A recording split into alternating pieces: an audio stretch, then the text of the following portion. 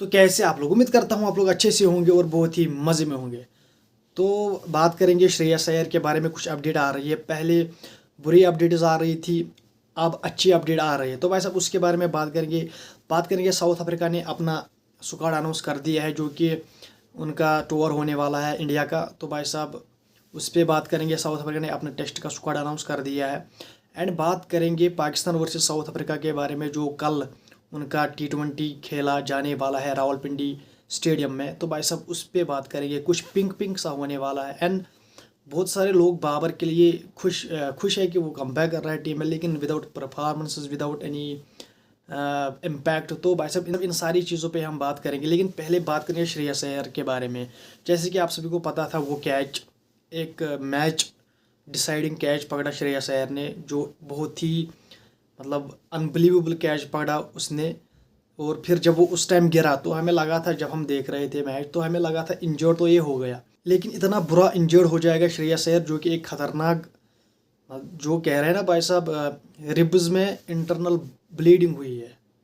That is भाई साहब ये बहुत खतरनाक एक इंजरी है। तो भाई साहब इतना हमने नहीं सोचा था कि इतना ये इंजर्ड होगा, लेकिन जब वो फिर उसको लिया गया ग्राउंड से बाहर, तो फिर वो 2 दिन अस्पताल में रहा सिडनी में, लेकिन फिर उसे आज आईसीयू में शिफ्ट किया गया। तो भाई साहब फिर उसके माँ बाप को भी बुलाया गया वहाँ से, थोड़ा हौसला अफजाई के लिए, और फिर उनको भी वहाँ बुलाया गया। लेकिन जो एक्चुअली मसला था वो था भाई साहब कि अब उसे आईसीयू में शिफ्ट किया गया था। दैट मीन्स कि अब वो उसे बहुत केयर की ज़रूरत है, तो इसीलिए उसको आईसीयू में शिफ्ट किया गया। यानी कि उसकी जो इंटरनल ब्लीडिंग, मतलब बॉडी के अंदर से, उनकी उसकी पसलियों में जो चोट आई थी, उस उन पसलियों में अंदर से ही खून बह रहा था।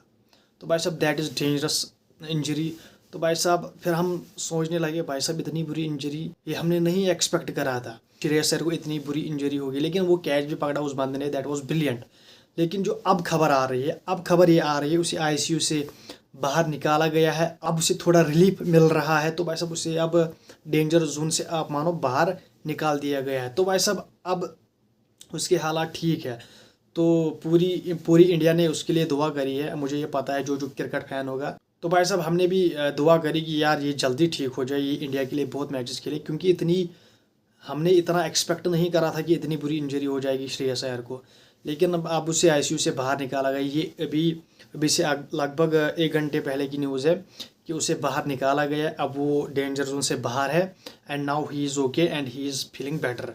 तो भाई साहब दैट इज़ गुड। लेकिन आप ये समझो कि उसकी क्रिकेट, अब जो आपका साउथ अफ्रीका का टूर है ना, जिसमें आपने 2 टेस्ट्स खेलने हैं, 3 ओडीआईज खेलने हैं, एंड आई थिंक 5 T20Is खेलने हैं, जो कि 14 नवंबर से स्टार्ट होने वाला है। तो उसमें तो वो आपके नहीं रहेंगे, समझ रहे हो आप। तो अब वो उसको अपने आप का ख्याल रखना बहुत है भाई साहब। This is not easy injury, this is dangerous injury. तो भाई साहब बात करेंगे, साउथ अफ्रीका ने अपना स्क्वाड अनाउंस कर दिया है। तो भाई साहब ये एक बहुत लंबा टूर होने वाला है साउथ अफ्रीका का, जो कि 14 नवंबर से शुरू होने वाला है, जिसमें साउथ अफ्रीका 2 टेस्ट्स खेलेंगी, एंड 3 ओडीआईज खेलेंगी, एंड 5 T20Is खेलेंगी। ये 14 नवंबर से शुरू होने वाला है। लेकिन जो साउथ अफ्रीका ने स्क्वाड अनाउंस कर दिया, तो भाई साहब उसमें आपको टिम्बा टिम्बा आपको दिखेगा स्क्वाड में। टिम्बा कमबैक कर रहा है, इसको इंजरी हुई थी। मतलब आप मानो वही स्क्वाड है जो पाकिस्तान के खिलाफ खेला है, लेकिन इसमें कुछ तब्दीलियाँ चेंजेस करी गई है, जिसमें आपको दिखेंगे ज़ुबैर हमज़ा। भाई साहब ये नया ऐड किया गया ज़ुबैर हमज़ा। एंड जो आपको यहाँ पर दिखेगा कार्बन बोश, ये 2 चेहरे आपको नहीं दिखेगी इस स्क्वाड में। तो भाई साहब स्क्वाड में आपको पढ़ के बताता हूँ।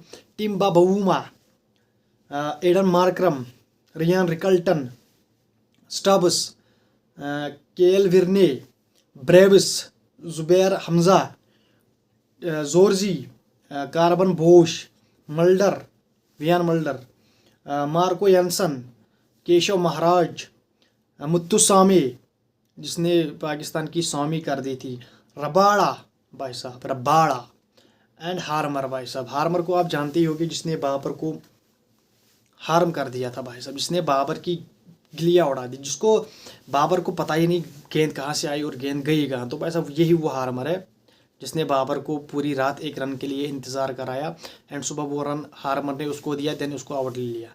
तो भाई साहब ये साउथ अफ्रीका का स्क्वाड है जो कि आपके साथ इनके 2 टेस्ट्स पढ़ने वाले हैं।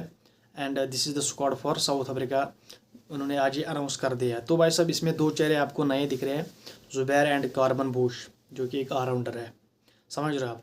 और भाई साहब बात करेंगे कल पाकिस्तान और साउथ अफ्रीका के दरमियान पहला T20 खेला जाने वाला है रावलपिंडी क्रिकेट स्टेडियम में। लेकिन इसमें सरप्राइजिंग ये है कि भाई साहब ये पिंक T20 होगा। इसमें आप समझो ब्रेस्ट कैंसर एक बीमारी है, तो भाई साहब उसकी अवेयरनेस के लिए PCB ने ये पिंक एक T20 जिसमें पाकिस्तान पिंक जर्सी पहनेगा और लोगों को भी रिक्वेस्ट की गई है कि आप पिंक पहन के आइए।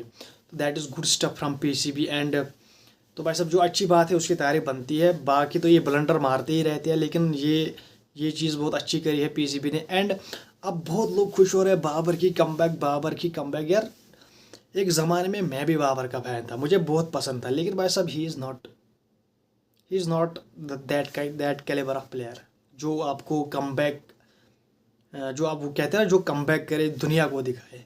तो बहुत चांसेस मिले बाबर को कमबैक करने के, लेकिन वही घंटे का किंग घंटा ही रह गया। एंड ही उस जिस सिचुएशन पे उसे किस्मत ने भी मौका दिया, तू अब यहाँ से निखर, अब तेरे हाथ में, तू किंग बनना चाहता है, बादशाह बनना चाहता है, बादशाह बाबर, जो ICC ने भी कभी पोस्ट करा था बाबर के बारे में। तो भाई साहब अब तो निखर यहाँ से। लेकिन भाई साहब वहाँ से बाबर ने कहा मुझे बिखरना ही है, निखरना मुझे है नहीं। तो भाई साहब काफ़ी लोग अब ये कह रहे हैं कि भाई साहब बाबर को सिर्फ 9 रन्स की ज़रूरत है and then he will be the most T20 run getter. तो भाई साहब दिस इज़, यार रिकॉर्ड्स के पीछे तो सारे पड़ रहे हैं, लेकिन भाई साहब आप ये सोचो कि उसने अपने टीम को कहाँ पे खड़ा करा है। यार रिकॉर्ड्स एक अलग बात है, आई नो बड़े प्लेयर्स रिकॉर्ड्स बनाते हैं, लेकिन भाई साहब उसने टीम को कब जिताया है, कब उसने टीम को जिताया, आप मुझे बोलो। अब उसको 9 रन चाहिए, तो भाई साहब फिर से वो किंग बन गया T20 में सबसे ज़्यादा run. I know that T20 में सबसे ज़्यादा रन करेगा, अगर उसने कल 9 रन करे तो भाई साहब ही will be the leading run scorer T20 format का। तो भाई साहब लेकिन अदरवाइज़ अगर आप मुझसे पूछो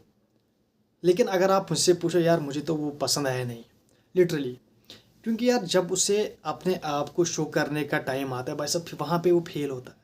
अब इन रनर्स को आप करोगे क्या। I know he is the good player, वो आपको 50 करके देगा, 50 करके देगा, 30-40 कंसिस्टेंसी उसके पास है, लेकिन भाई साहब वो आपको मैच नहीं जिता पाएगा। तो वेल आप रिकॉर्ड्स के लिए खुश हो जाओ एंड जीत के हार के लिए भी खुश हो जाओ एंड बाबर के लिए भी खुश हो जाओ। तो this is the main thing. लेकिन मुझे यहाँ से ये लग रहा है कि भाई साहब ऐसी कंट्री मैंने पहली बार देखी है जो चाहती है कि जल्दी विकेट्स गिरे कि हमारा बाबर बैट करने आए। तो दैट वाज इनसेन। तो ये सिर्फ पाकिस्तान में होता है, तो भाई साहब बाहर तो कहीं नहीं होता कि हम चाहे कि बाकी प्लेयर्स आउट हो जाए एंड जो फेवरेट प्लेयर उसको बल्लेबाजी मिले। तो this is not good. Pakistan को सपोर्ट करो, ना कि प्लेयर को। प्लेयर पाकिस्तान से बनते हैं, समझ रहे हो आप। जिस पाकिस्तान का वो क्या कहते हैं नाम पहनते इधर, उनको उसकी कदर करनी चाहिए, लेकिन वहाँ पर वो अपने आप का सोचते हैं। आप प्लेयर्स की कदर करते हो, आप चाहते हो कि पाकिस्तान जाए बाढ़ में, मुल्क जाए बाढ़ में, and then we will support the individual. तो this is not good. Cricket को सपोर्ट करोगे तो क्रिकेट आपको सपोर्ट करेगी, तो क्रिकेट आपको रेस्पेक्ट देगी, समझ रहे हो आप। बस अगर ऐसे ही प्लेयर्स को सपोर्ट करते रहे बिगर देन द गेम समझाओ उसको, तो भाई साहब फिर तो आपकी धज्जियाँ उड़ने वाली है। तो समझ जाओ ये बात। I know he is a great player, लेकिन उसको इतना भी मत चढ़ाओ जहाँ तक आपने उसे पहुँचाया भाई साहब। जब वो वहाँ से गिरे तो उसको बहुत चोट लगे, समझ रहे हो आप।